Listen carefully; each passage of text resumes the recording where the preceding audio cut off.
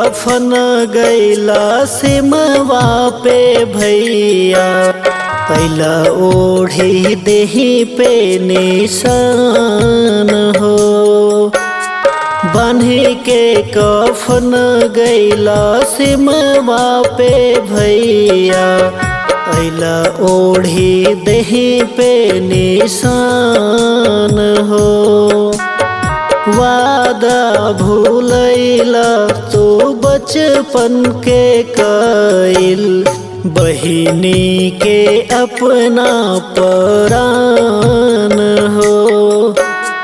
बान्ही के कफन गैला सिमवा पे भैया, पहला ओढ़ी देही पे निशान हो।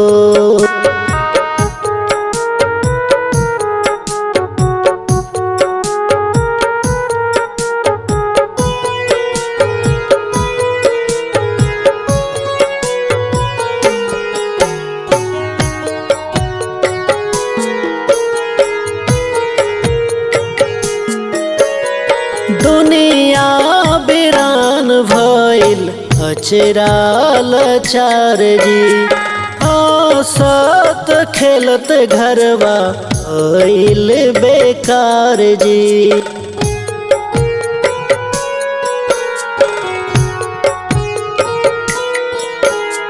दुनिया बिरान भइल अचरा लाचार जी, हंसत खेलत घरवा भइल बेकार जी।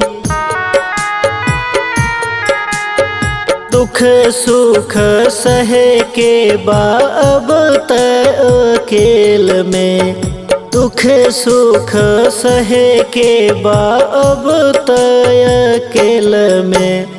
जिंदगी तो भइल बेजान हो।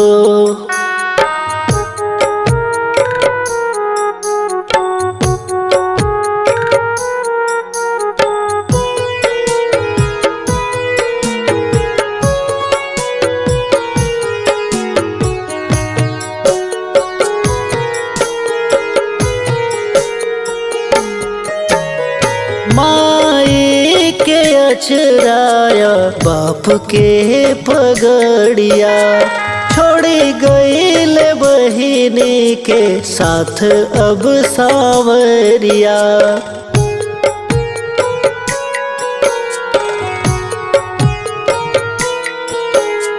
माई के अचराया बाप के पगड़िया, छोड़ी गईल बहिनी के साथ अब सावरिया। राजेश यादव विनय चौहान कही, जियरा न माने नादान हो। बान्ही के कफन गैला सिमवा पे भैया, आइला ओढ़ी देही पे निशान